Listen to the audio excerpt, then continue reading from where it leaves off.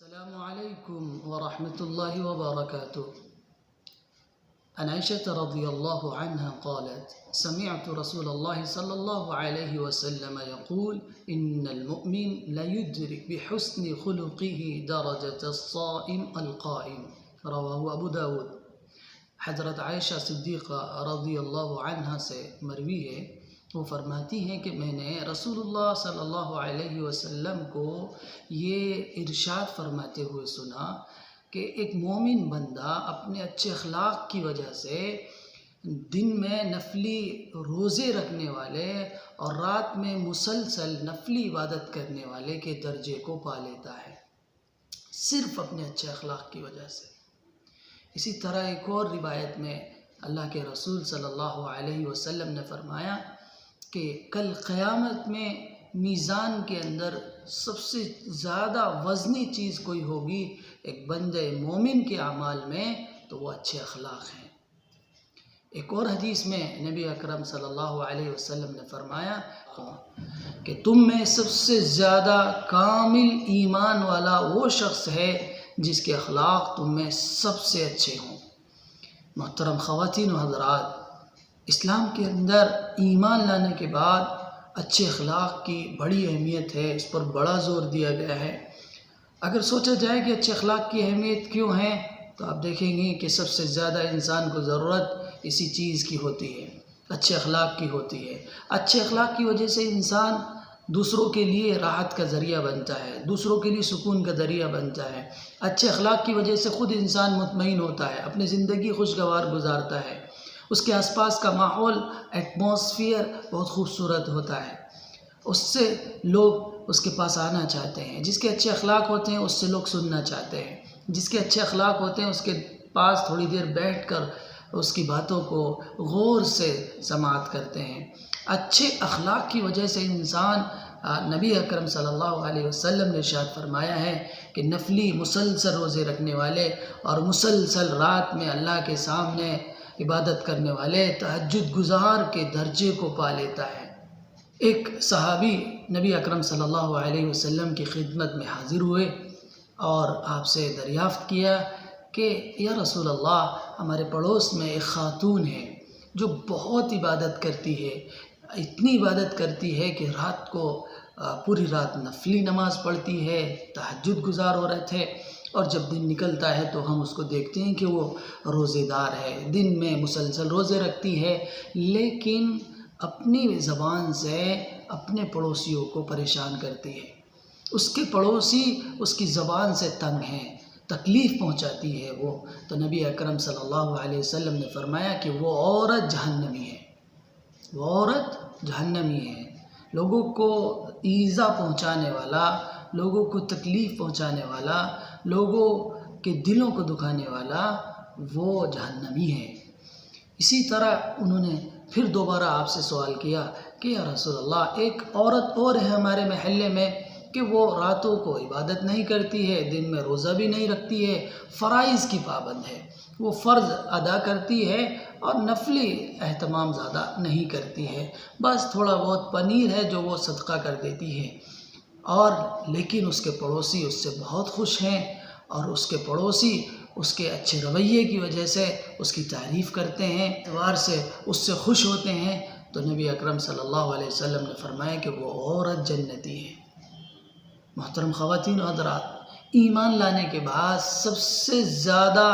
اسلام کے اندر اہمیت ہے تو وہ اچھے اخلاق کی ہے،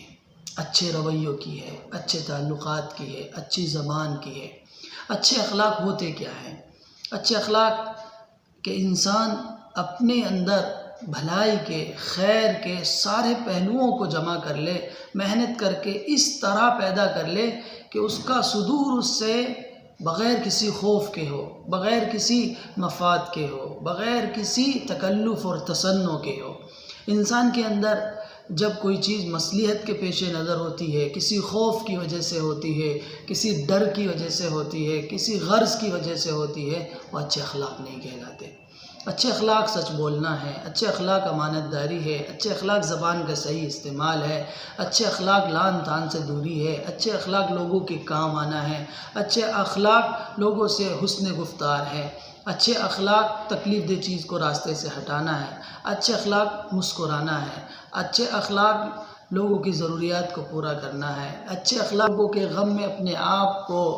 شریک کرنا ہے، لوگوں کی خوشیوں میں شریک ہونا ہے۔ انسانوں کے ساتھ جو رویہ انسان اختیار کرتا ہے اس کو اخلاق کہتے ہیں، اور جب وہ بہتر انداز میں ہوتے ہیں، خوشگوار انداز میں ہوتے ہیں تو وہ اچھے اخلاق کہلاتے ہیں، اور جب وہ طور اور رویہ صحیح نہیں ہوتا ہے تو وہ بد اخلاق کہلاتے ہیں۔ خوش اخلاقی کا اجر انسان کو اس دنیا میں بھی بہتر صورت میں ملتا ہے، اور آخرت میں بھی اللہ کے یہاں اس کو بہتر انداز میں اس کا بدلہ ملے گا۔ اور بد اخلاقی کا نتیجہ اس دنیا میں بھی دیکھتا ہے کہ لوگ اس سے چھٹنا شروع ہو جاتے ہیں، لوگ اس کی بات نہیں سنتے، لوگ اس سے دور بھاگتے ہیں، لوگ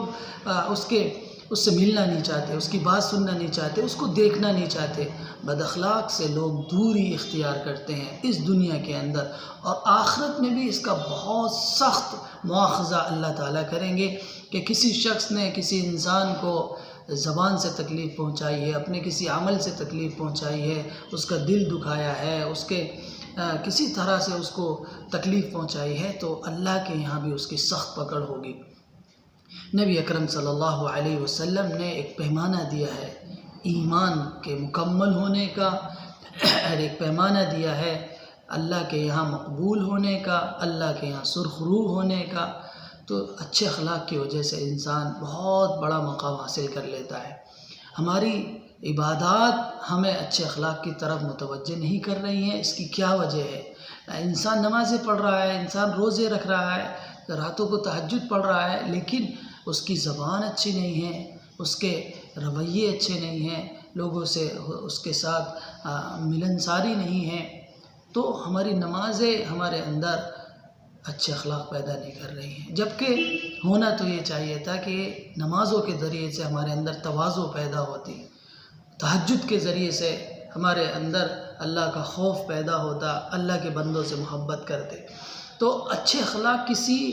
مفاد کی وجہ سے نہیں ہوتے ہیں، کسی خوف کی وجہ سے نہیں ہوتے ہیں، کسی مصلحت کی وجہ سے نہیں ہوتے ہیں۔ اگر اچھے اخلاق کا مظاہرہ کوئی شخص کسی ڈر کی وجہ سے کر رہا ہے، کسی خوف کی وجہ سے کر رہا ہے، کسی مصلحت اور غرض کی وجہ سے کر رہا ہے، وہ اچھے اخلاق نہیں ہے۔ اس لیے کہ جو کسی ڈر، خوف، مصلحت کے پیش نظر اچھے اخلاق کا مظاہرہ کرتا ہے تو آپ دیکھیں گے بہت بڑا دیکھنے میں عاجزی اور انکساری کا مظاہرہ کرنے والا ہوتا ہے، بڑا خوش مزاج نظر آتا ہے، لیکن جیسے ہی اس کا وہ مفاد پورا ہو جاتا ہے، اس کی وہ غرض پوری ہو جاتی ہے، اب اس کو کوئی ڈر اور خوف نہیں ہوتا، وہ شخص ایک دم سے متکبر ہو جاتا ہے، اب وہ اس انداز میں اس عاجزی اور انکساری کے ساتھ نہیں ملتا ہے۔ تو یہ کسی مصلحت کے پیش نظر نہیں ہوتا، بلکہ انسان کی طبیعت ثانیہ بن جاتی ہے۔ انسان خیر کے سارے پہلو، بھلائی کے سارے پہلو محنت کر کے اپنے اندر اس طرح راسخ کرتا ہے، اپنے اندر اس طرح پیدا کر لیتا ہے کہ وہ بغیر کسی تکلف کے، بغیر کسی تصنع کے، بغیر کسی اہتمام کے اس سے نکلنا شروع ہو